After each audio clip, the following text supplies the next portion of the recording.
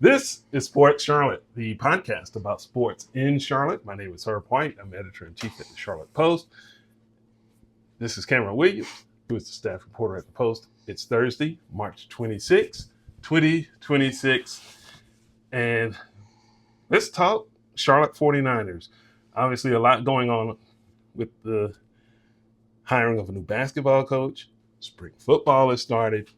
So we're going to start with basketball because that's the sport that has garnered the most attention of late. And there is a new head coach finally in place. It was kind of quick to get rid of the old one and pretty quick to hire a new one in Wes Miller, who comes over from Cincinnati. Yeah, it was a domino effect. You kind of, with the whole quick, this happened and this happened and this happened. So I'm not going to say for sure. I'm pretty sure Wes Miller was fired at Cincinnati. Then Charlotte then fired Aaron Fern. And then all within a week and a half, 2 week span, they hire Wes Miller to be the next basketball coach. So it was kind of a domino effect. But look, they found a guy that, as I was kind of alluding to before we got started, this is a hire that the fans can rally behind because he's got the resume that supports his prowess, if you will, if that's the right term to use. But he's made the tournament before. That's what Charlotte's hoping to get back to, and I think fans will really cling on to his energy. Because while he admittedly said yesterday when he was introduced, he's like, I really don't know how to express it right now, but he's like, I've really not been this pumped up to take a job because he remembers growing up in Charlotte. He went to Charlotte Country Day School, and he remembers guys like Joby Thomas and those Bobby Lutz days where Halton was packed, and he wants to get it back like that. And I think the fans, he won the press conference, I'll say that for sure. Mm-hmm. Now all he has to do is win some games. And lots of them. And one of the things that stands out to me, coming over from Cincinnati, Big 12 team, Cincinnati's kind of been middling at best over in the Big 12. But before that, Cincinnati was a pretty good basketball brand. Mm-hmm. Is that something that he also delivers for Charlotte? Whereas in the post-Lutz days, outside of the very brief Mark Price experience, that this is somebody you've actually heard of? Well, it's that, but I mean, you also have to remember Charlotte and Cincinnati at one point were pretty big rivals. Absolutely. Back in the day. Mm-hmm. So the schools, they're familiar with each other, but getting a coach like that who he's a known program builder. We saw what he did with UNCG, kind of build it up from the ground up, sort of, and build it into a championship contender as far as within their own conference, winning the championship a few times, getting to the NCAA tournament a few times. That's kind of what got him promoted to that Cincinnati job. And in their time in the American, he, didn't have awful records. He posted, I think, 7+ 20-win seasons he's had, and he averages, I want to say 22.5 wins at least in his coaching time. So you got a guy that is a proven winner. Now, can Charlotte start gaining enough revenue and NIL money to be able to fill competent and competitive would be the right word, rosters to compete in the American Conference? Because this is a step back down in conference level, but Wes Miller knows all about the American. It's been a while since he's been in it, but he knows about what the league's about, and now it's just all about, can you get the players needed to compete in a conference like it? Well, when you talk about the American, it's not necessarily a P4, but in basketball, that's kind of like, there's the alleged mid-major and then the high major, and it's just separated by a couple of degrees, maybe. In terms of the job ahead in the American, can he come in and start winning immediately, or will this take a couple of recruiting cycles? Because people are going to have expectations, obviously. Is that something where it's like, well, this might take a year or two, or because it's the NIL era, the transfer portal is always open for business. So it seems you can start doing this right now. I think it's a little bit of both. And what I mean by that is, well, Miller said himself yesterday, he's like, I don't want this to take a long time. I'm ready to win next year. That sets yourself up for some scrutiny if you don't do it. I mean, that was like the Biff Poggi thing. We're gonna win the conference next year. Pump the brakes, Wes, just a little bit. Is it a optimistic and lofty goal? Absolutely. He didn't say they were going to win the conference. He didn't go out on that limb that is very wiggly and flimsy. But he did say he wants to start winning, and he wants to start winning at a high level. And to do that, you're going to have to fill a roster, and you're going to have the NIL money backing you. With the portal always, open and players always looking to find their next payday, it's going to be hard because even if you took a couple recruiting cycles, it becomes difficult to keep the players you got in cycle 1.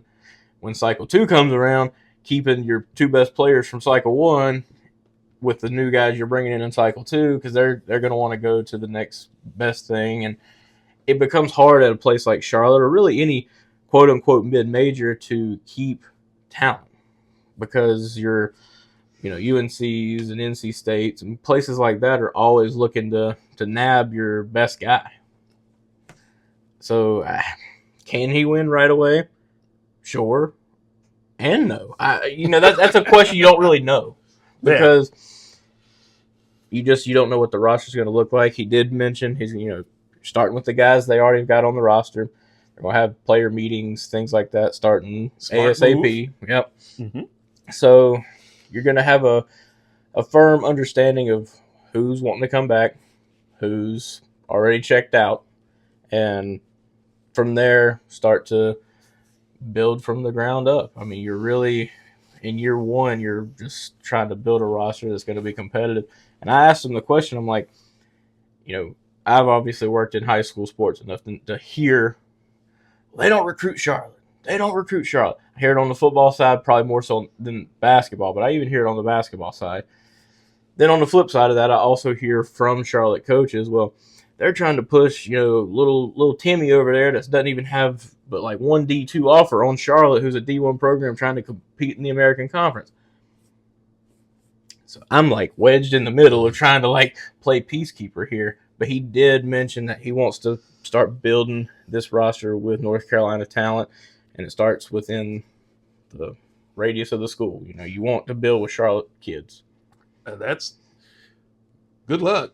That's not going to be the easiest thing because the way stuff works around here, if the kid can really ball, chances are the ACC's going to get first crack at him. But think about guys like he mentioned looking up to guys like Joby Thomas.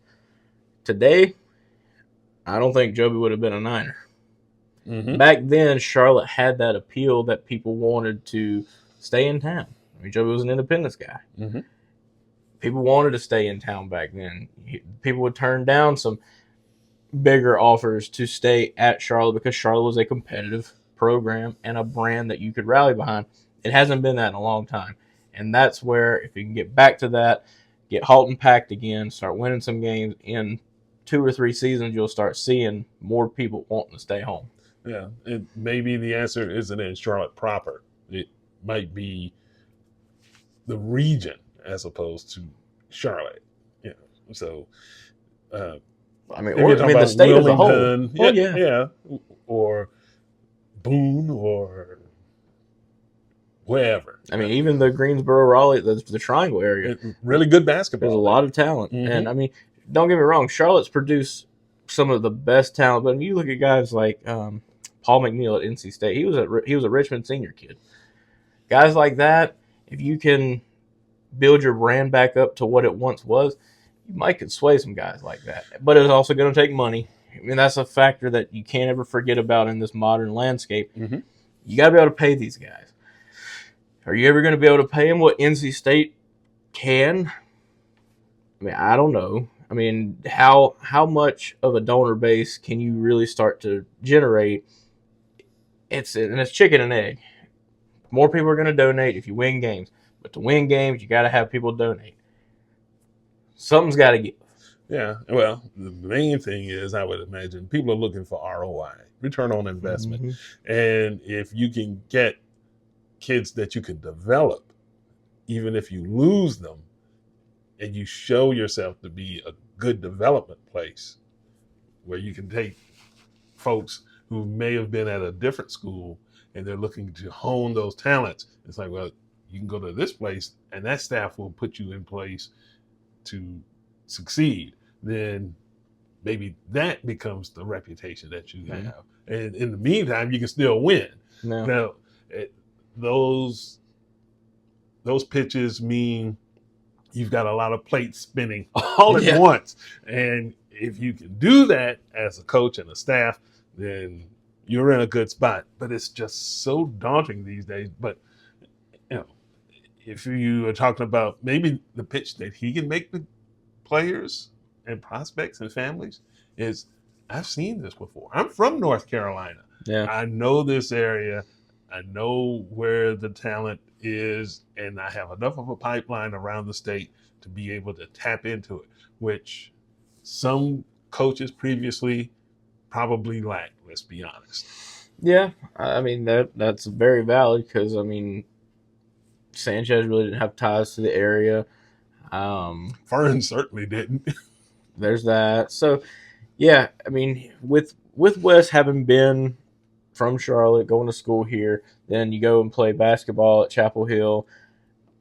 There's the familiarity aspect, but also sometimes a resume is a really good pitch to a mother and father of a child, because sometimes your biggest influence is going to be your mom and dad. And so when a kid says like, oh, I'm not sold one way or the other, but then Wes comes in there and talks to mom and dad privately, it'd be like, here's my resume, here's who I've got going to do this, going to do that, here's what we did, here's what we accomplished. And then conversations behind closed doors where coach isn't present with this kid, and then sometimes that influence is going to trickle down, and then maybe it might sway a kid. Sometimes the resume speaks for itself, and 7+ 20 win seasons, couple tournament appearances, it bodes well for him. Well, I would also think that nowadays, show me the check. Ultimately. Well, that's what I've said the whole time, but Charlotte's just going to have to understand that they've got to get money, and so if you want the best players, donate. Mm-hmm. Quit complaining. Don't take to social media and whine and complain if you're not the ones ponying up the money.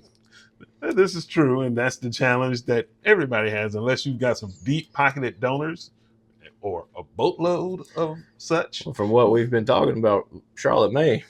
Well, Mr. Elias be... well, that's one.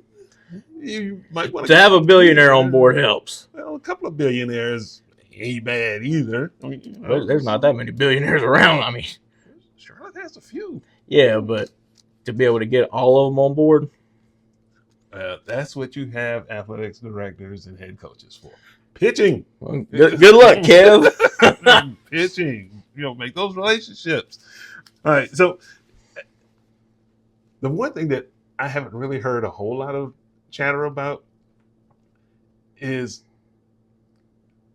could Wes Miller have just barely missed the North Carolina boat? No. I mean, Hubert Davis was fired this week.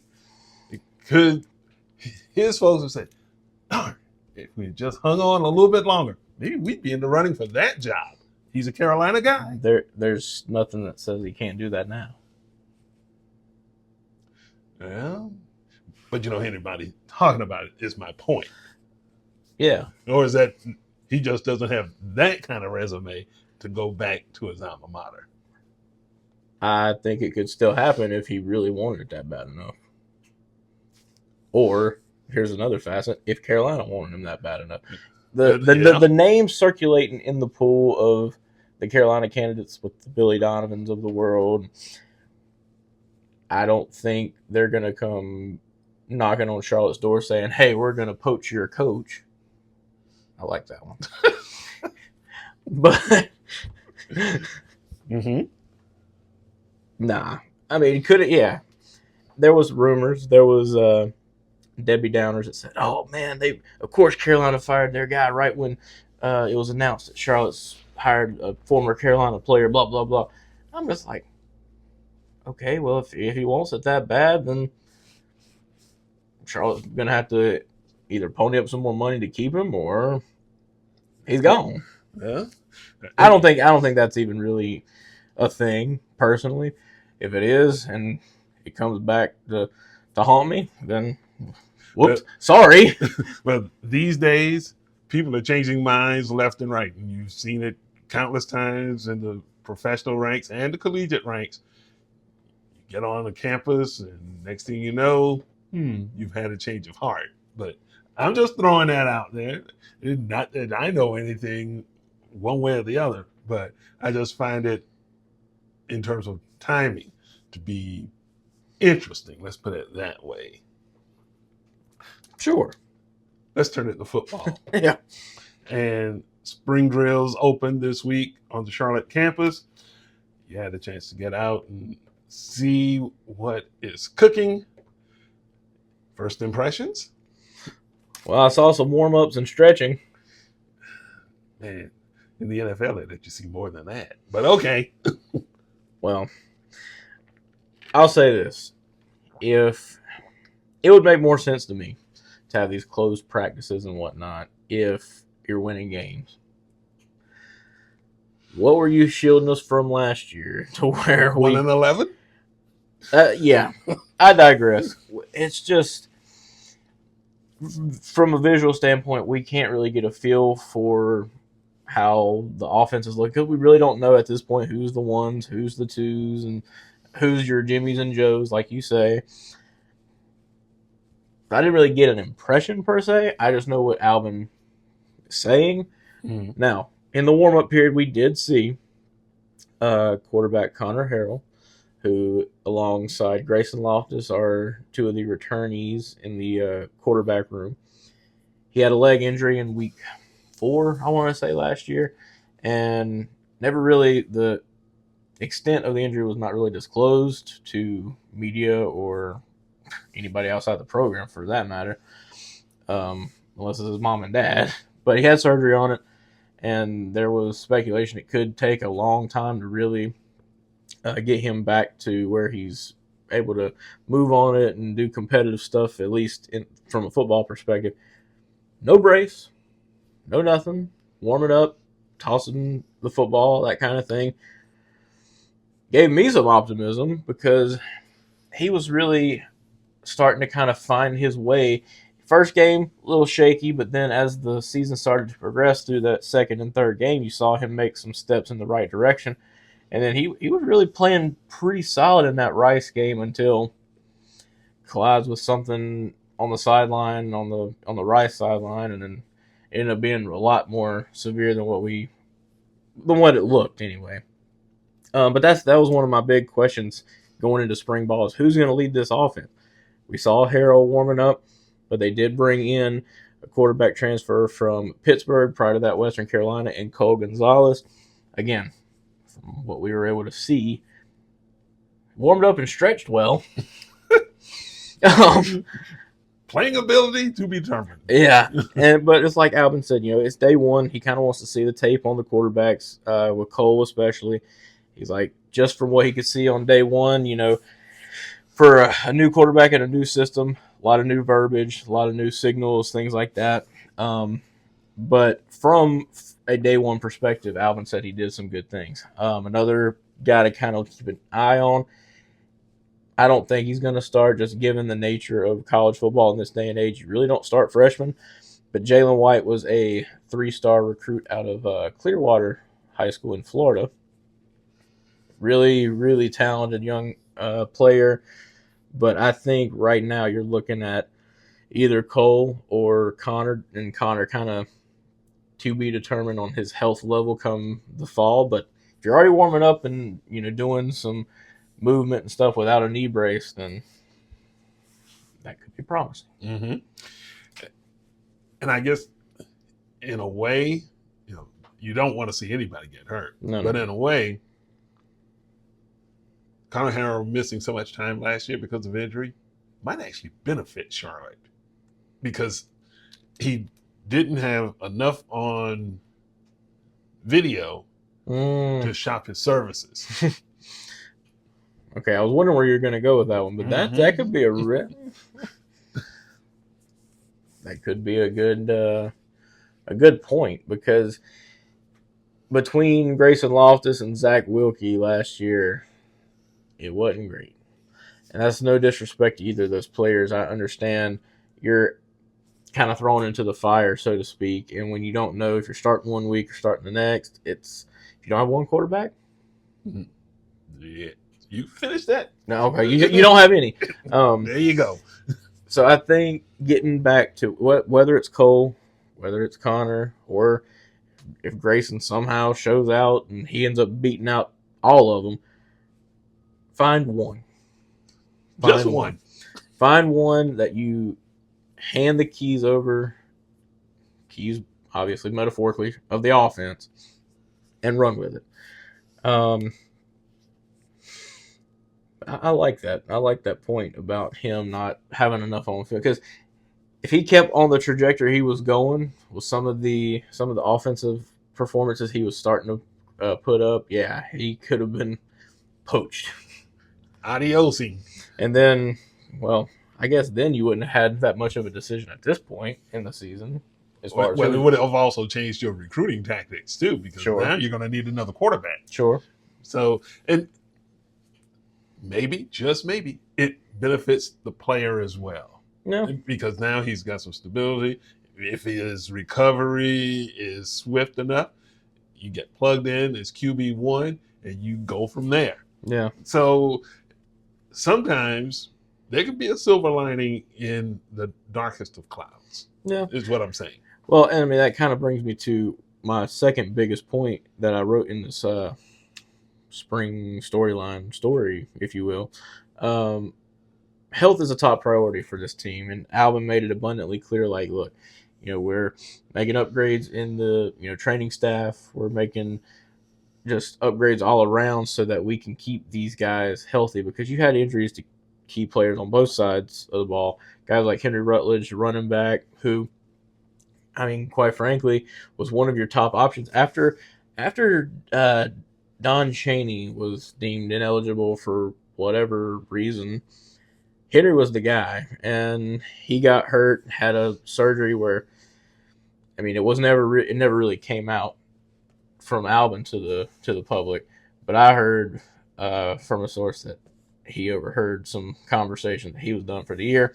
Comes out 2 weeks later, he's done for the year. Defensive lineman, Maceo Williams.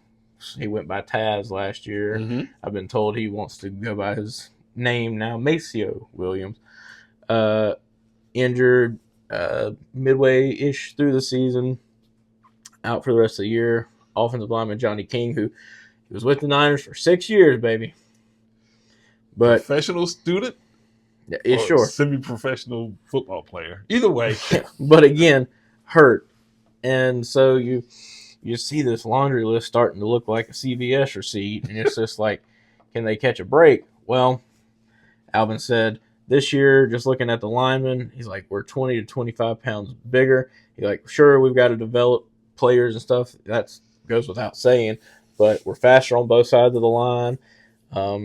They added 46 new players this offseason, and Albin said that he definitely hopes that the team addressed all the needs, because he said they had about 70 on the roster in January, and so at that point they were like, oh, gosh, are we even going to be able to have spring? Well, now they're right around 99 to 100 players, 15 early enrollees, which is a new thing. You see a lot of freshmen leave their senior years of high school early to go be with their program.